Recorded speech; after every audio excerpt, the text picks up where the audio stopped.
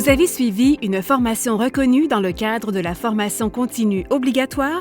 Voici la marche à suivre en 8 étapes faciles pour déclarer vos heures de formation.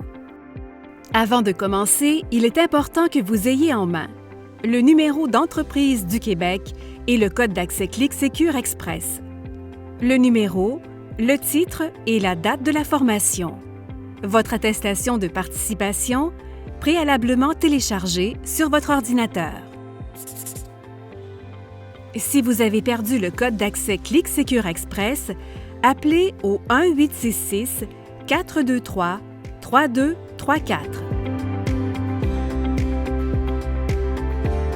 Rendez-vous sur le site Web de la Régie du bâtiment du Québec au www.rbq.gouv.qc.ca. Dans le menu principal, cliquez sur « Services en ligne ». Sous Formation continue obligatoire, sélectionnez « Mon dossier de formation continue ». Cliquez ensuite sur le bouton « Accéder à mon dossier de formation ». Vous pouvez également accéder à la plateforme de déclaration à partir de la section « Formation continue » des sites Web de la Corporation des maîtres mécaniciens en tuyauterie du Québec et de la Corporation des maîtres électriciens du Québec. Pour authentifier l'entreprise, entrez son NEC ainsi que son code d'accès Clic Sécure Express. Si vous n'avez pas de NEC, utilisez son numéro d'inscription au fichier de la TVQ.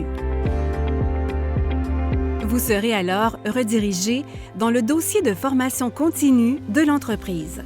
Dans le bas de la page, cliquez sur le bouton « Accéder au dossier » associé au nom du répondant pour lequel vous voulez déclarer des heures de formation continue. Si vous êtes répondant pour plus d'une entreprise, vous devez faire une seule déclaration dans le dossier de l'entreprise de votre choix.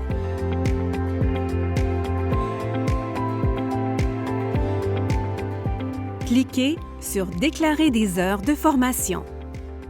Dans le formulaire qui apparaîtra à l'écran, rendez-vous sous « Formation » et entrez le numéro ou le titre exact de la formation que vous souhaitez reconnaître.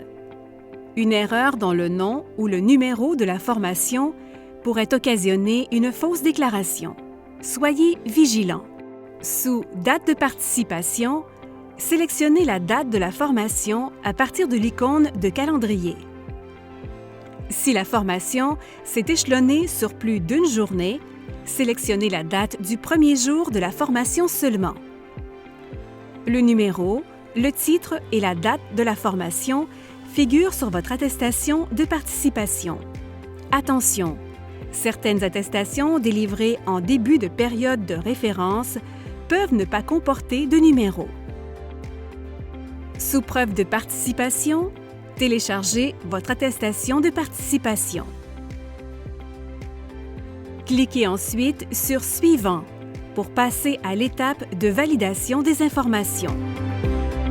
À cette étape, les informations saisies apparaissent à l'écran. Portez une attention vigilante aux informations dans l'encadré gris. Ces informations sont officielles. Si vous désirez recevoir une confirmation par courriel, entrez votre adresse courriel dans le champ prévu à cet effet. Vous pouvez indiquer plusieurs adresses courriel en les séparant par un point-virgule. Si vous constatez qu'une erreur s'est glissée au moment de la saisie des informations, vous pouvez cliquer sur « Annuler la déclaration ». Si les informations saisies sont exactes, validez votre identité en cochant la case qui atteste votre consentement et l'exactitude des informations saisies. Attention! Une fausse déclaration constitue une infraction à la loi sur le bâtiment. Puis, cliquez sur le bouton « Soumettre la déclaration ». Lorsque vous aurez soumis votre déclaration, une confirmation indiquant que les informations ont bien été ajoutées au dossier du répondant apparaîtra à l'écran. Si vous avez entré une adresse courriel dans le formulaire, vous recevrez une confirmation par courriel. Vous pouvez déclarer d'autres heures de formation en cliquant sur le bouton « Déclarer une autre formation pour ce répondant ».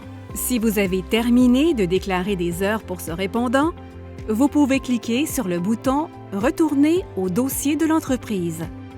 Dans notre exemple, le dossier de l'entreprise indique maintenant que le répondant Robert Gagné a suivi ses 8 heures de formation obligatoire pour les spécialités en électricité et qu'il lui reste 24 heures sur ses 32 heures de formation obligatoire à faire. Cette vidéo est une réalisation de la Régie du bâtiment du Québec, de la Corporation des maîtres électriciens du Québec et de la Corporation des maîtres mécaniciens en tuyauterie du Québec.